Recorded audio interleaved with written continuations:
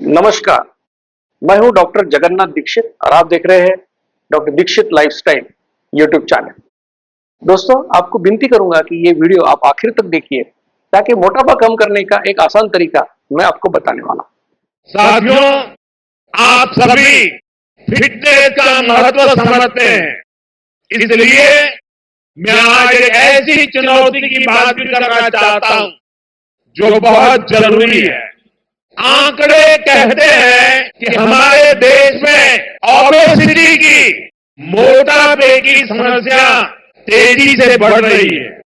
आज मैं देशवासियों से कहूंगा, दो चीजों पर जरूर फोकस करें।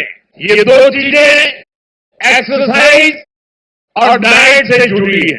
अब तक अगर आप हर महीने 2 लीटर खाने का तेल घर लाते थे, तो इसमें कम से कम 10% की कटौती करिए।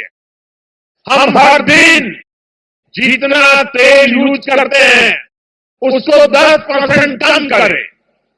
ये ओबेसिटी से बचने के कुछ रास्ते हमें खोजने पड़ेंगे।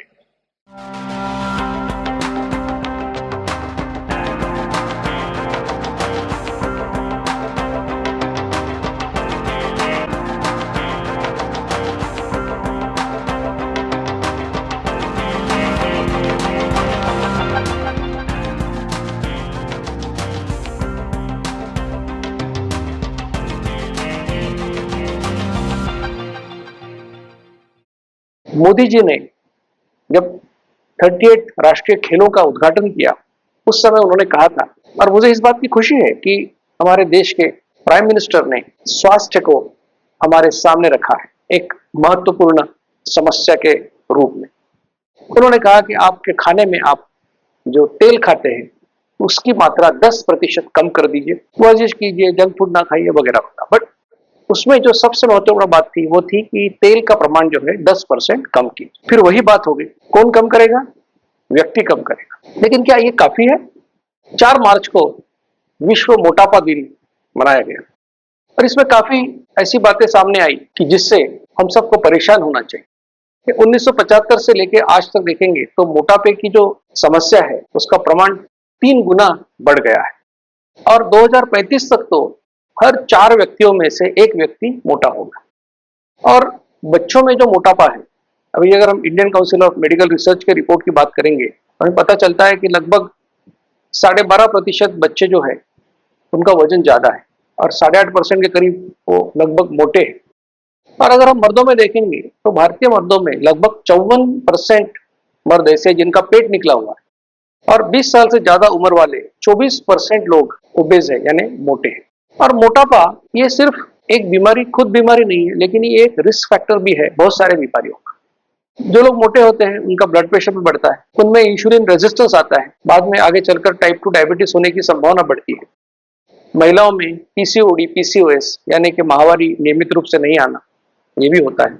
अथेरोस्क्लेरोटिक चेंजेस जैसे कि खून जहां से बहता है वो जो आर्टरीज है वो सख्त हो जाती है, फिर हार्ट अटैक आने के चांसेस बढ़ते हैं। कुछ कैंसर्स भी मोटापे की वजह से होते हैं। ऑस्टियोआर्थराइटिस या घुटनों, इसमें जोड़ों में दर्द, वो भी मोटापे में बढ़ता है। ऐसे बहुत सारे और बीमारियां हैं जिसकी वजह या जिसका रिस्क फैक्टर मोटापा है। तो मोटापा एक ऐसी बात है कि जिसके बारे में हमें हमेशा इसके बारे में सोचना चाहिए, जागरूक रहना चाहिए। तो इसलिए विश्व मोटापा दिन ये एक अहम दिन है। और इसमें मुझे एक बात जो बहुत अच्छी लगी वो ये लगी कि उन्होंने जो थीम रखा है वो बहुत इंपॉर्टेंट है, क्योंकि ये पूरे दुनिया में मनाया जाता है। विश्व स्वास्थ्य संगठन भी इसमें शामिल है और उन्होंने ये कहा है कि let's put a spotlight on the systems, not people that need to change. इसका मतलब क्या है? आज तक मोटापे के लिए हमने हमेशा व्यक्ति को जिम्मेदार माना है कि आप ज्यादा खाते हो, आप बार बार खाते हो, आप तेल खाते हो, आप घी खाते हो, आप जंक फूड खाते हो, आप वर्जिश नहीं करते, इसलिए आप मोटे हो। तो आप क्या करो? ये करो, आप वर्जिश करो वगैरह वगैरह, ताकि मोटापा कम हो जाए। लेकिन ये थीम कहता है कि अब हम व्यक्ति को दोष देना बंद करें और जो व्यवस्थाएं हमारे इर्द गिर्द है जिसकी वजह से ये मोटापा बढ़ रहा है उसके बारे में कुछ करें। और इसी कॉन्टेक्स्ट में हमारे देश के प्राइम मिनिस्टर ने स्वास्थ्य को हमारे सामने रखा है एक महत्वपूर्ण समस्या के रूप में। तो मोदी जी का तो अभिनंदन है, आभार भी है कि उन्होंने मोटापे का मुद्दा, स्वास्थ्य का मुद्दा हमारे समाज के सामने रखा है एक राष्ट्रीय प्राथमिकता के तौर। अच्छी बात, लेकिन क्या मोटा होने का यही एक कारण है तेल खाना? शक्कर का क्या? और जब व्यवस्था की बात करते हैं तो व्यवस्थाओं में कौन सी व्यवस्था आती है? इस व्यवस्था में हमारा स्वास्थ्य, हमारी स्वास्थ्य व्यवस्था है, शासन व्यवस्था है, कौन सा अनाज हम उगाते हैं, फूड सिस्टम जो है वो भी है, जो मीडिया है, जिस प्रकार से एडवर्टीजमेंट होती है वो भी उसमें है, और जो पर्यावरण हमारा है, यहाँ हम रहते हैं, क्या वो स्वस्थ रहने के लिए पोषक है? आज इन्हीं बातों के ऊपर कुछ बात करेंगे। और जब मैं सोच रहा था कि इसको क्या करना चाहिए और ये कैसे कर सकते, अभी हमने लोगों को कहा कि आप शक्कर मत खाओ, शक्कर कम खाओ। विश्व स्वास्थ्य संगठन पहले कहता था दिन में 50 ग्राम शक्कर खा सकते हैं, अभी कह रहा है 25 ग्राम खाओ। National institute of nutrition, Indian council of medical research भी कहता है कि 25 ग्राम शक्कर खा सकते हैं। ये तो क्या हमने कह दिया कि शक्कर 25 ग्राम तक खा सकते हैं ज्यादा से ज्यादा, और उधर एक कोल्ड ड्रिंक बिक रहा है जिसके 100 मिलीलीटर में 11 ग्राम शक्कर है और उस पर कोई पाबंदी नहीं, वो तो खुलेआम बिक रहा है, और 500 मिलीलीटर में आपको 55 ग्राम शक्कर आप खाते हैं, यानी दिन में जितना लगता है उससे दुगना, उससे ज्यादा आप खाते हैं। अब क्या ये कोल्ड ड्रिंक किसी के घर में बनता है या कोई व्यक्ति इसको बना सकता है? नहीं। ये कौन बनाता है? मल्टीनेशनल कंपनीज है ये बनाती है। इसके ऊपर किसकी रोक है? हम सिर्फ कहेंगे कि आप जहर मत खाओ और जहर अवेलेबल करके रखेंगे मार्केट में, तो इसके ऊपर कौन नियंत्रण रखेगा? बहुत सारे शुगरी खाने, प्रोसेस्ड फूड्स होते हैं जिसमें लिखा हुआ रहता है कि आपके रिकमेंडेड डेली अलाउंस का 40%, 50% शक्कर इसमें है या नमक इसमें है, लेकिन हम कहेंगे कि जंक फूड मत खाओ, हम कहेंगे कि बहुत ज्यादा प्रोसेस्ड फूड मत खाओ, और वो अवेलेबल होगा। सिर्फ अवेलेबल नहीं होगा, इन लोगों के पास इतने पैसे हैं कि इतना एडवर्टीजमेंट होता है, इतना बम्बार्डिंग होता है, और ये बहुत दुख की बात है कि जिन्हें हम हमारे हीरो समझते हैं, पिक्चर के हीरो हो, स्पोर्ट्स के हीरो हो, वो किस चीज की एडवर्टीजमेंट करते हैं? इसी चीज की एडवर्टीजमेंट करते हैं, और इससे कहते हैं कि आपको शक्ति मिलेगी, आप क्या सुपरमैन बन जाओगे। और इतना पैसा है कि पूरी स्पोर्ट्स टूर्नामेंट ये लोग स्पॉन्सर कर सकते। इनके ऊपर कौन कंट्रोल कर सकता है? ये व्यक्ति नहीं कर सकता, यहाँ शासन का इसमें अहम भूमिका है। और मुझे खुशी है इस बात की कि नेशनल इंस्टीट्यूट ऑफ न्यूट्रिशन ने, और एक मिनिस्टर्स का ग्रुप है भारत सरकार में, उन्होंने रिकमेंडेशन दिया है कि ये जो ऐसे ड्रिंक्स है, एरेटेड ड्रिंक्स, जैसे कोल्ड ड्रिंक कहते हैं हम लोग, उसका जो टैक्स है वो बढ़ा के 28% से 35% किया जाए। तो शुगरी फूड जो है उसका भी बढ़ा के 18% से ज्यादा होके 24% तक या 25% तक इसको बढ़ाया जाए। बहुत खुशी की बात है। तो इसमें शासन व्यवस्था का बहुत रोल है। और एक बात कहूंगा कि अगर आप किसी भी गांव में जाओ, पीने का पानी मिले या ना मिले, लेकिन कोल्ड ड्रिंक मिलेगा, गुटखा मिलेगा, मावा मिलेगा, सिगरेट मिलेगा, दारू का अड्डा भी होगा। अब ये किसका काम है? ये व्यक्ति का काम है या ये शासन व्यवस्था का काम? हम कहेंगे बच्चों खेलो, खेलना स्वास्थ्य के लिए अच्छा है। आज हालत क्या है? आज कितने सारे स्कूल्स में देखता हूँ 8 मंजिली बिल्डिंग है, 4 मंजिली बिल्डिंग है, इसमें स्कूल है, पर स्कूल का ग्राउंड ही नहीं है बहुत सारे स्कूल्स को, क्योंकि वो ग्राउंड किसी बिल्डर लॉबी ने उसके ऊपर बिल्डिंग बना दी इलीगल, और खेलने कोई नहीं है। हम कहेंगे बच्चों खेलो, खेलने के लिए ग्राउंड नहीं है। इसमें किसकी जिम्मेदारी? क्या वो बच्चा जो स्कूल में जाता है वो जिम्मेदार है या उसके पेरेंट्स जिम्मेदार? इसमें व्यवस्था का रोल है। और एक बात है जिसमें समाज को भी कुछ सोचना चाहिए। स्कूल में एक स्पोर्ट्स का पीरियड होता है, 1 घंटा उसके लिए होता है। आमतौर पर जब भी कभी मैथमेटिक्स, साइंस जैसे सो कॉल्ड इंपॉर्टेंट सब्जेक्ट्स का सिलेबस खत्म नहीं होता, तो कौन सा पीरियड सैक्रिफाइस होता है? स्पोर्ट्स का पीरियड सैक्रिफाइस होता है। तो एक तरह से हम फिर बच्चे के दिमाग में क्या डालते हैं कि मैथमेटिक्स और साइंस या और भी कोई सब्जेक्ट, ये स्पोर्ट्स से ज्यादा इंपॉर्टेंट। खेलने वाले को क्या रिस्पेक्ट मिलेगा स्कूल कॉलेज में, लेकिन कोई मेरिट में आया उसको ज्यादा इंपॉर्टेंस मिलेगा। तो ये सोचने का ढंग, इसके बारे में भी कुछ करना पड़ेगा। एक स्कूल में भी अगर वो कैंटीन में आप जाओ, बच्चों के लिए जो यहाँ से खाना बनता है, क्या अवेलेबल है वहां पर? प्रोसेस्ड फूड, बारकोड के साथ जो आता है, पैकिंग के साथ आता है, जो बहुत अच्छा दिखता है बाहर से, जिसमें ज्यादा नमक है, ज्यादा ऑयल है, ज्यादा शक्कर है, वही आपको दिखेगा। क्यों? क्योंकि वो कितने भी महीने आप उसको रख सकते हो। अगर आपने वहां पर घर में बनाई कोई चीज रखना चाहा तो उसका कम समय तक वो अच्छा रहेगा। तो इसलिए ये आसान तरीका लोग ढूंढते हैं। और फिर बच्चे क्या खाएंगे? अगर उन्होंने टिफिन नहीं लाया तो वही चिप्स खाएंगे और क्या खाएंगे। और जब हम काम पे जाते हैं तो काम पे हमको क्या देखने को मिलता है कि उसी, जैसे मैंने कहा कि स्कूलों के कैंटीन में जो होता है वही बाहर के ऑफिस के कैंटीन में वही है। जंक फूड भरा पड़ा है, सब कोल्ड ड्रिंक्स भरे पड़े हैं, और हर ऑफिस या हर कंपनी के इर्द गिर्द आपको सिगरेट की दुकान सब मिल जाएगा।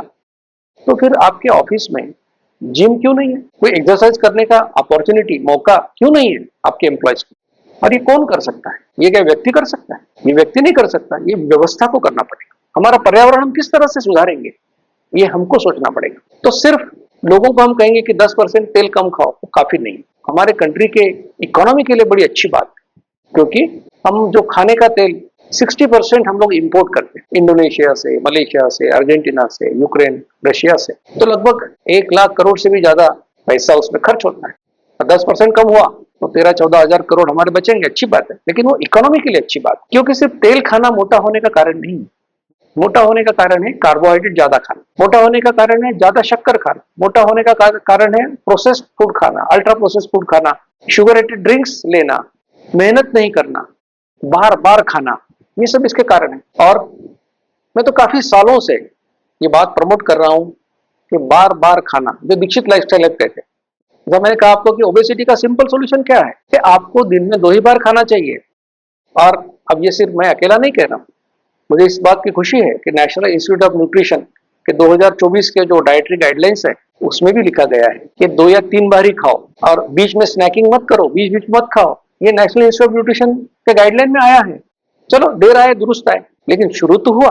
तो 2 ही बार खाओ, खाने में कार्बोहाइड्रेट कम करो, प्रोटीन बढ़ाओ। और प्रोटीन कहां से लो? जो आप घर में खाते हो उससे प्रोटीन पाओ, ना कि बाहर से कोई पाउडर खरीद के उसको लो। मीठा कम करो, जितना कम कर सकते हो मीठा करो। शक्कर, गुड़, ये सब जहर है, जितना कम खाएंगे स्वास्थ्य के लिए अच्छा। डायबिटीज हो, प्री डायबिटिक हो, बिल्कुल मत खाओ। और इसके साथ हम कहते हैं कि एक्सरसाइज करो। क्या करो? Exercise, simple exercise. 4.5 kilometre walking करो, साइकिल चला रहे हो 12-15 किलोमीटर साइकिल चलाओ, स्विमिंग करो। जो भी एक्सरसाइज से आपका 250 कैलोरी लगभग बर्न हो जाएगा, वो आप एक्सरसाइज करो। तो दोस्तों, मोदी जी का मैंने अभिनंदन भी किया, आभार भी व्यक्त किया कि मोटापे के बारे में एक जागरूकता समाज में आई। लेकिन सिर्फ व्यक्ति की तरफ एक उंगली करना कि तुम्हारी वजह से है, तुमको करना चाहिए, तो 4 उंगलियां व्यवस्था के सामने है। आप क्या करोगे? आप प्रॉफिट कमाने के लिए या टैक्स पाने के लिए ऐसी चीजों को आप छूट देंगे और फिर लोगों को कहेंगे कि आप 10% तेल कम खाओ, तो इससे मोटापे की समस्या में कोई फर्क नहीं पड़ने वाला, ये मुझे पक्का मालूम। तो तेल कम खाना ठीक है, लेकिन 2 बार खाना। खाने में पहले नट्स, बाद में सैलेड, बाद में स्प्राउट, उसके बाद में जो खाना है आप खा सकते हैं। तेल की मात्रा लगभग 27 ग्राम प्रतिदिन आप खा सकते हैं। तो इस प्रकार से अगर करोगे तो मुझे यकीन है कि आपका वजन, अगर आप दीक्षित लाइफस्टाइल फॉलो करोगे, तो 6 महीने में लगभग 6.5 किलो कम होगा और पेट कम होगा डेली। तो ये जो हमारे देश की एक अहम समस्या है जिसका मोदी जी ने जिक्र किया, उसका ये बहुत स्थायी सॉल्यूशन। और हाँ, जाते जाते एक बात ये भी कहूंगा कि व्यवस्था को ये भी करना चाहिए कि आप जिस प्रकार से किसी मेडिसिन की रिसर्च के लिए आपका Indian council of medical research support करता है, उस तरह से जैसे मैं एक लाइफस्टाइल बता रहा हूँ और भी कोई लोग बताते होंगे, इसकी रिसर्च के लिए भी आपको आगे आना चाहिए। ये भी आप एक इंडिविजुअल के तौर पर डॉक्टर दीक्षित के ऊपर ये जिम्मेदारी नहीं डाल सकते। अगर किसी चीज के रिजल्ट्स मिल रहे हैं, किसी चीज का फायदा लोगों को हो रहा है, तो इसके बारे में रिसर्च करना ये भी व्यवस्था का काम है। और मुझे उम्मीद है कि ये मेरा जो आज का वीडियो है ये वायरल होगा, जो पॉलिसी बनाते हैं उन लोगों के पास जाएगा और जरूर इसके बारे में कुछ ना कुछ सकारात्मक परिवर्तन होगा। दोस्तों, ऐसी साइंटिफिक जानकारी आपके सामने सबसे पहले आए, इसलिए विनती करूंगा कि doctor Dixit lifestyle YouTube channel को जरूर लाइक कीजिए, शेयर कीजिए और सब्सक्राइब कीजिए और इस कंप्लीटली फ्री ऑफ कॉस्ट, बिल्कुल मुफ्त अभियान में शामिल हो जाइए। धन्यवाद। मधुमेह निवारण एवं वजन घटाने के लिए डॉक्टर दीक्षित मंत्र। दिन में केवल 2 बार भोजन करें, जहां तक संभव हो निश्चित समय पर करें। प्रत्येक भोजन 55 मिनट के भीतर समाप्त करें। भोजन से कार्बोहाइड्रेट की मात्रा कम करें, प्रोटीन और फाइबर बढ़ाएं। न्यूनतम 45 मिनट के लिए दैनिक एरोबिक व्यायाम सुनिश्चित करें। 2 भोजन के बीच में बिना अतिरिक्त स्वाद डाले काली या हरी चाय या पतली छाछ और पानी जितना आपको चाहिए। मधुमेह निवारण और वजन घटाने के लिए आपको अडोर समूह की तरफ से शुभकामनाएं।